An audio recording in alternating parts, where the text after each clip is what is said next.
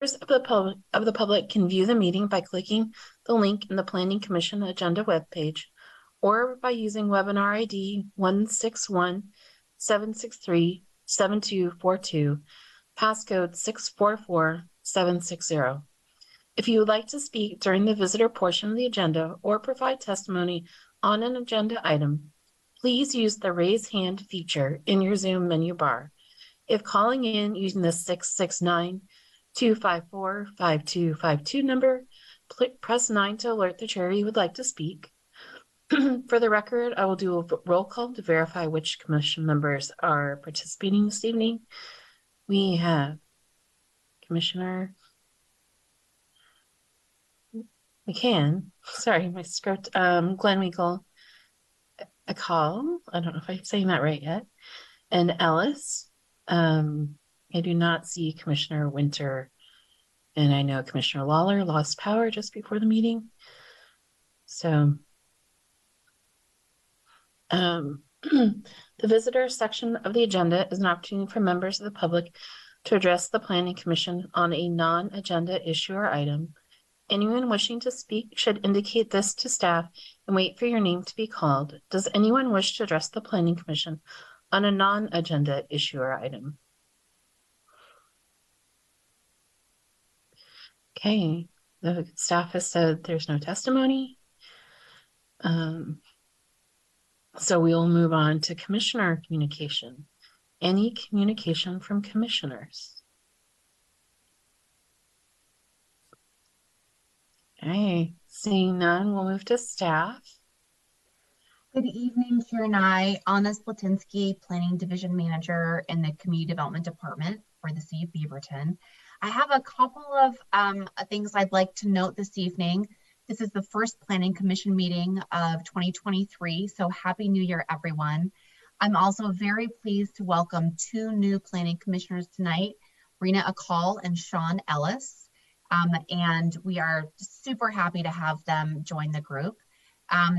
Now is not the right time to go on for detailed introductions, but I do want to give Commissioner Akal and Commissioner Ellis a chance to just say hello to the group.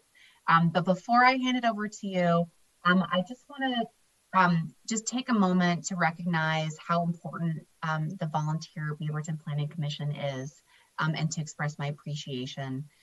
You all spend, significant amount of time and effort and really take a wonderful, thoughtful approach to helping to guide development in the city, and it is both important and appreciated. I just want to share a simple quote. This one is from Henry David Thoreau, and he just says simply that not only must we be good, but we must also be good for something. And I'm sure there are lots of aspects of our lives where we do all kinds of good work. But in terms of volunteering on Planning Commission, this definitely falls under the good work category for all of our volunteer planning commissioners. So I want to say thank you.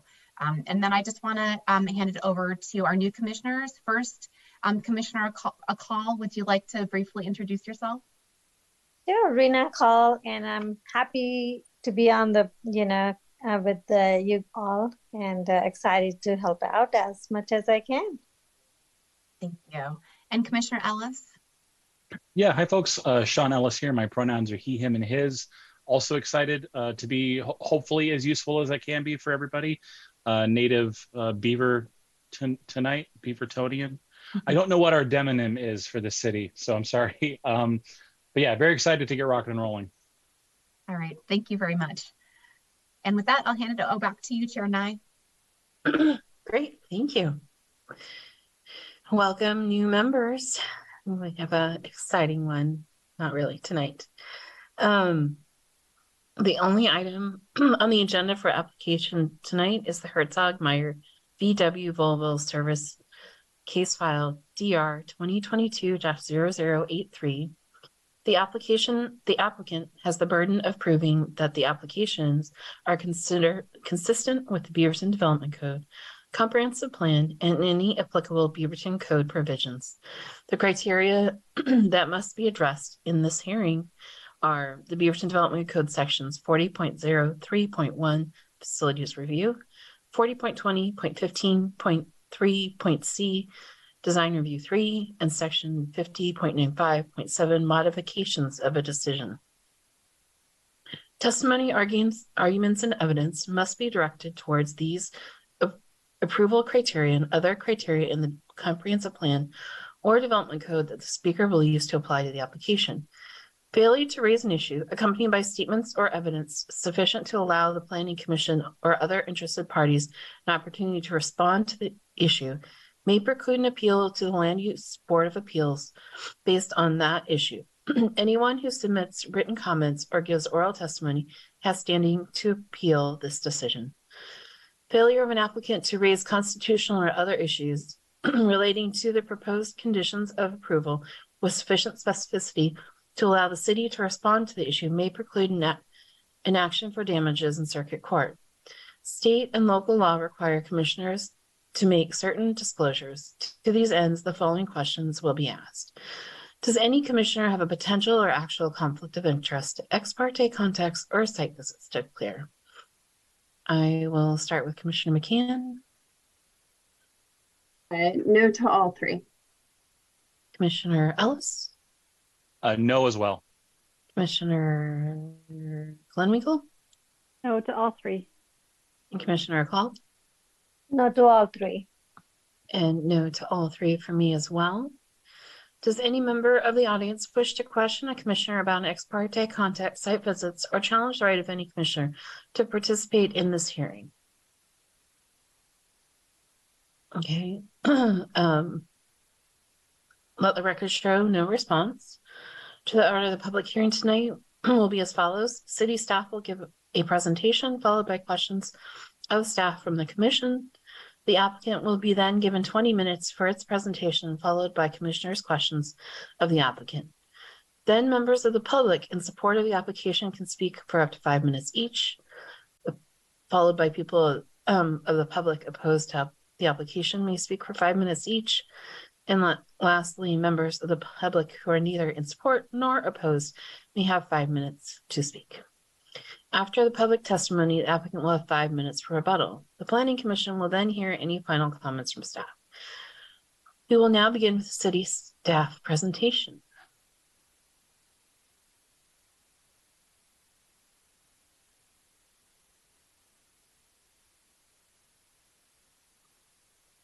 All right.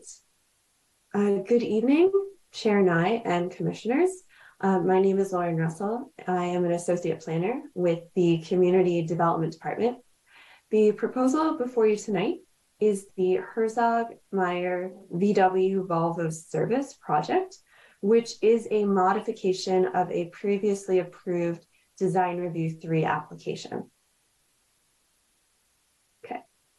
The subject site is located at 4180 Southwest 141st Avenue and is approximately 4.52 acres in size. It is outlined in yellow on both of these maps. The Volvo and Volkswagen car dealership site is located on the north side of Southwest Tualatin Valley Highway, west of Southwest 139th Way, south of Southwest Whitney Way, and east of Southwest 141st Avenue. The subject site is zoned GC, General Commercial. It is surrounded by the GC zone to the south, east, and west, and it abuts the Station Community High Density Residential Zone, or SC-HDR, to the north. Properties to the south, east, and west of the site also contain automotive sales and major automotive service uses. And the property to the north contains a manufactured and mobile homes park use.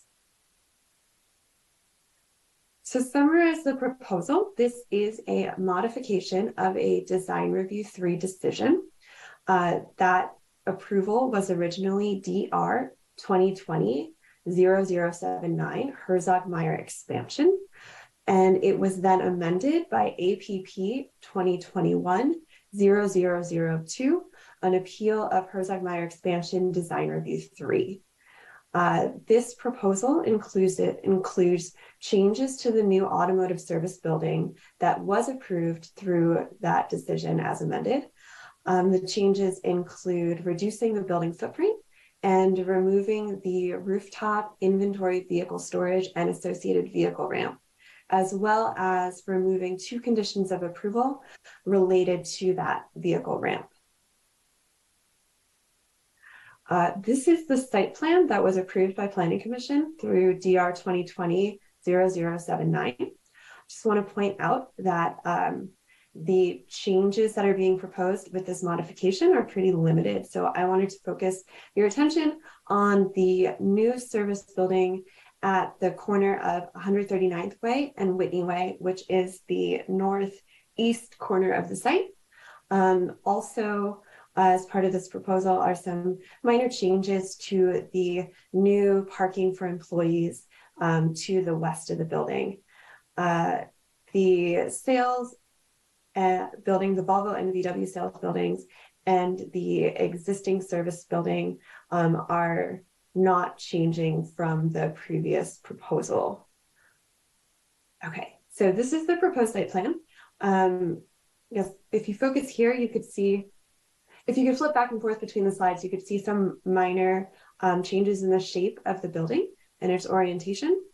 But overall, that the site is pretty similar to what was approved through the 2020 proposal.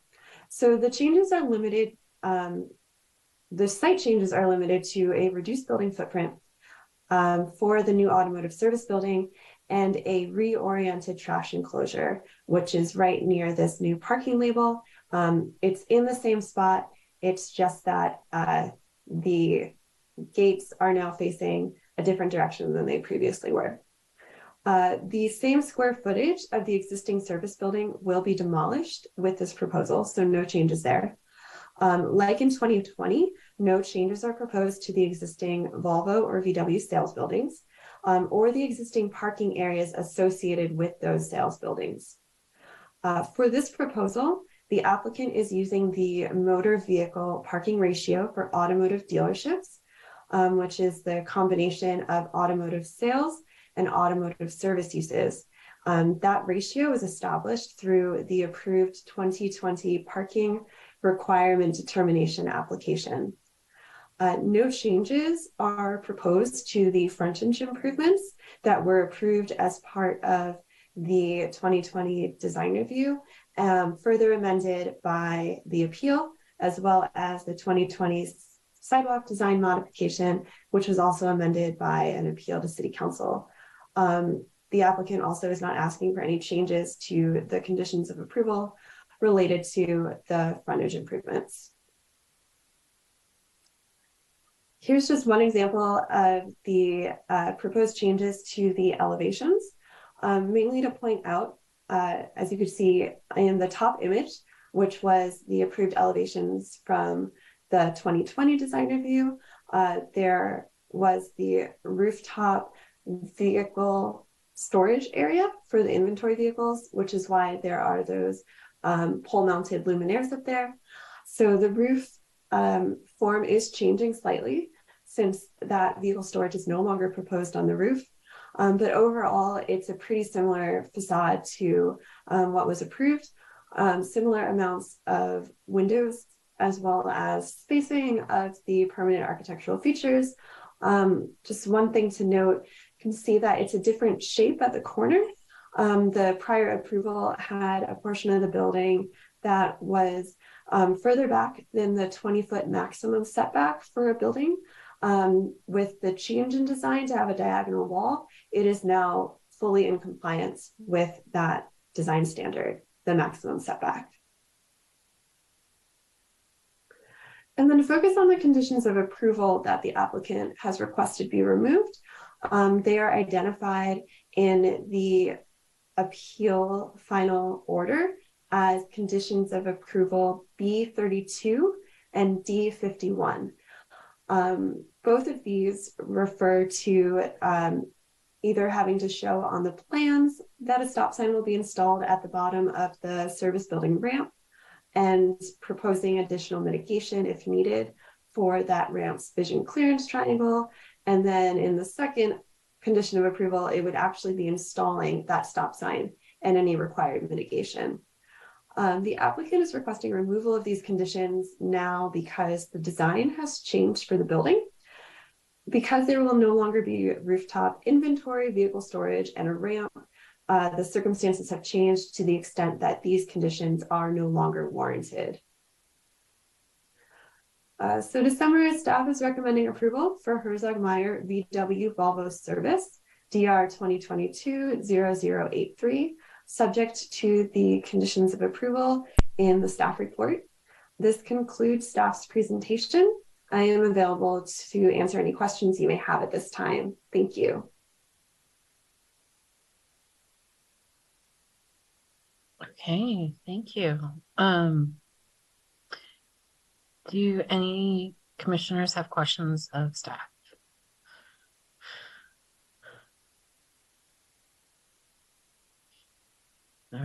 Okay, I'm not seeing any. If that's the case, we will move on to the applicant presentation. You'll have 20 minutes for your presentation. Please begin by introducing yourself and stating your name and address for the record.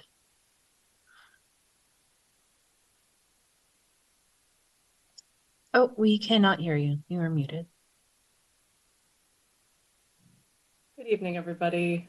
Thank you for being here to review this project. My name is Erin Upham with Axis Design Group, project architect.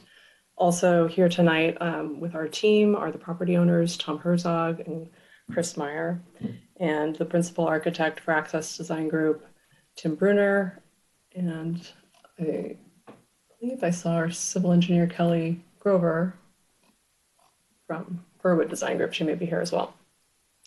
So let me bring this to full screen. Lauren did such a great job explaining this that I'm going to go really briefly, and our presentation is short as well. These are some familiar images from the previously approved design review. And as juxtaposed with our proposed changes, the overall architectural look is very similar to what was proposed. Kind of stepping back, our reason for this change has to do with changes in the automotive industry and constructability, kind of just how this building goes together. It made more sense to build it as a tilt-up concrete building instead of post-tension for significant cost savings, and without the need for large numbers of inventory on site. There was cost savings as well in that realm.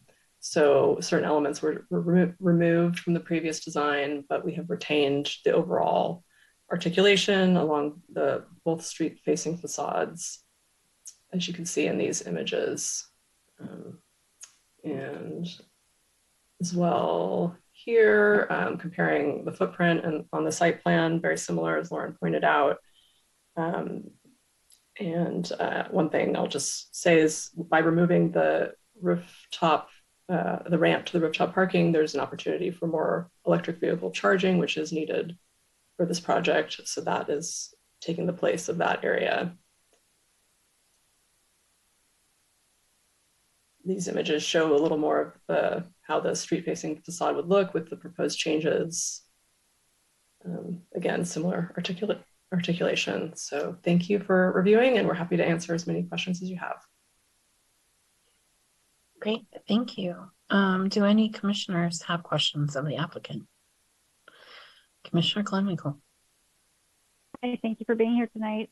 I was just curious if you can confirm that the glazing percentage has not changed at all with the change in the facade? We're still meeting the required percentage. I think the number has changed a little bit with some of the window placement, but we're still meeting the requirement. Okay, thank you. And Commissioner Ellis? Yeah, thank you. And yeah, thanks for the information here. Apologies if this question is out of scope. I'll plead new person here, and somebody can please tell me to stop talking if I need to.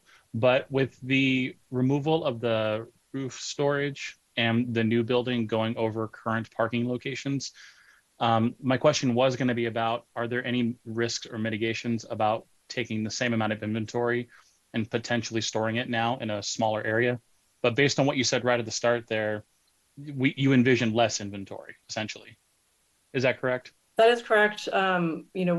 There's people here tonight who are more versed in the industry. Tim, did you want to say something about that aspect? You bet. Can you guys hear me okay? Yes, sir. Okay, Yeah, just make sure to state your name and address for the record. Sorry. You bet. Yeah, Tim Brenner, 11104 Southeast Stark Street, Portland, Oregon, 97216. I'm principal architect, owner of Axis Design Group. Yeah, Lauren did such a great presentation. We really didn't want to waste everybody's time tonight and kind of reiterate the same information. So bear with us. But to answer your question, code does look at, customer parking, employee parking, none of which we're changing. The industry is changing, as you may notice in a lot of dealerships. There isn't the inventory they used to have. And so the need for the additional inventory storage we had on the roof is gone away.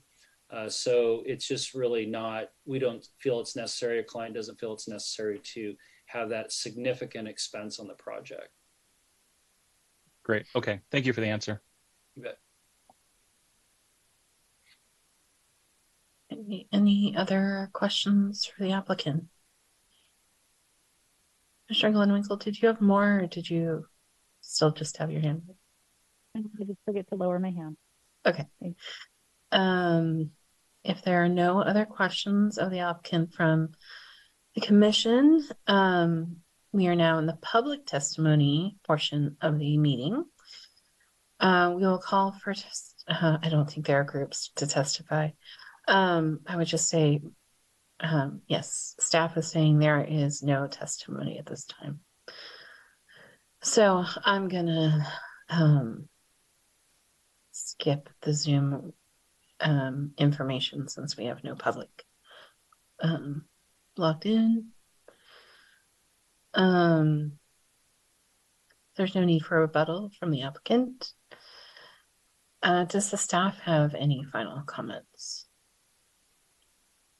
Yes, I have one clarification based on Commissioner Glenwinkle's question.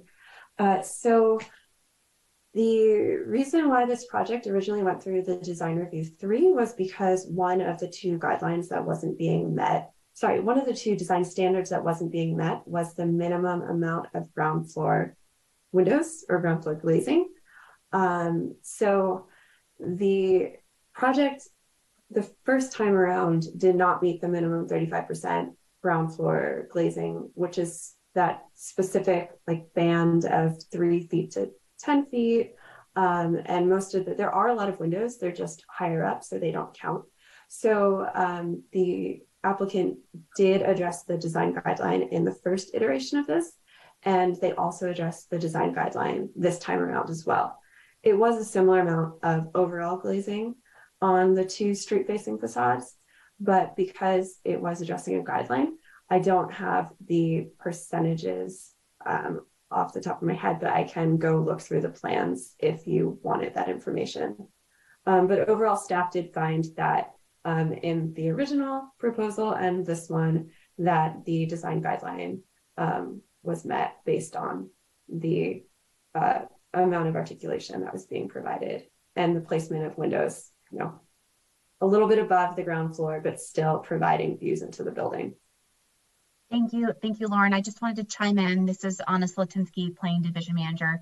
Since we do have new commissioners who may not yet be familiar with the development code, I just want to explain as a bit of background that the development code has design standards that include requirements, minimum requirements for things like how large windows are and other aspects of building design. The way that they are set up is that there are design standards which are generally numerically clear minimums that must be met. They are then, however, paired with the design guideline. The guideline is a more qualitative requirement, and if a proposal does not meet the design standard, they may pursue approval under the design guideline. which is what makes it a discretionary approval, and often part of why a project will be decided by Planning Commission rather than at the staff level. So when Lauren is talking about the design standards for glazing versus the design guidelines, what she means is that the project is providing less than the required minimum glazing that's in the design standard, and have chosen to essentially make the case that they are still meeting the qualitative requirements in the design guideline. And so the staff report that you have includes a staff discussion of findings as well as applicant explanation for why they believe they meet the guideline, even though they don't meet the standard. So I just wanted to give a little bit of background there, since I know this is the first opportunity for you to be thinking about these issues. And as Lauren said, the original application was found to meet the design guideline, and this modification has also been found by staff to meet the design guideline. And so if you have additional questions on those specific details, Lauren is the one that has the detailed information for you. I just wanted to give a little bit of background. And I did check the numbers because the applicant in their drawings does provide a breakdown of overall articulation on the street facing facades and glazing. The amount of glazing has gone up with this modification compared to the original on both the Whitney north facing facade and the 139th east facing facade. Thank you so much for that extra information. I appreciate it. Okay, any other questions for staff? Final comments? That's all I had. Okay, great. So with final comments completed, I will close the public testimony, and as standard procedure, I will randomly poll commissioners to state their conclusions on the application. I will start with Commissioner McCann. I think just reviewing the materials and the proposal, I think it's a fairly straightforward modification. I recall there was a bit of angst the first time this came around about what you could see with the cars parked on top of it. So I'm actually kind of happy that there's not going to be cars up there. I know we had a lot of discussion about what you would or wouldn't see. So this will be, I think it's fine, and it's within keeping of what was previously approved. So I'm comfortable with it. Okay, Commissioner Glenn Winkle. I think it is a straightforward proposal. It was previously approved. I would have liked to have seen more glass, but since that's not part of the modification, I think it does meet the approval criteria, and I support it. Okay, Commissioner Ellis. Yeah, I also believe I approve it as well. No red flags in the documentation. It did look relatively straightforward. And Commissioner Call. Same as others. I think it's pretty straightforward and simple modifications to the previous plan. And I agree with my fellow commissioners. I just hope the market doesn't change again and there's a need for parking, but we will see. Things seem pretty fluid. So is there a motion? I move to approve DR 2022-0083, the Herzog-Meyer VW Volvo service project, subject to the conditions of approval in the staff report dated December 28, 2022, and direct staff to prepare a final decision and order based on the findings in the staff reports and the entire record. Okay, do we have a second on the motion? I will second. Okay, Commissioner McCann moved. Commissioner Glenwinkle seconded. Is there any discussion on the motion? Okay, see none. I will do a vote by roll call. When your name is called, please say yea or nay. Commissioner McCann. Aye. Commissioner Call. Yeah. Commissioner Glenwinkle. Yay. Commissioner Ellis. Yay. And I vote aye as well. The motion passes unanimously. The Planning Commission's decision will be memorialized in land use orders that will be provided to all parties that provided oral and written testimony. If you would like to appeal this decision, you must appeal in accordance with the applicable provisions of the Beaverton Development Code and the rules of the Land Use Board of Appeals. If there's nothing else tonight, we will adjourn at 7 p.m. Thank you, everyone. Thanks. We'll see you next week.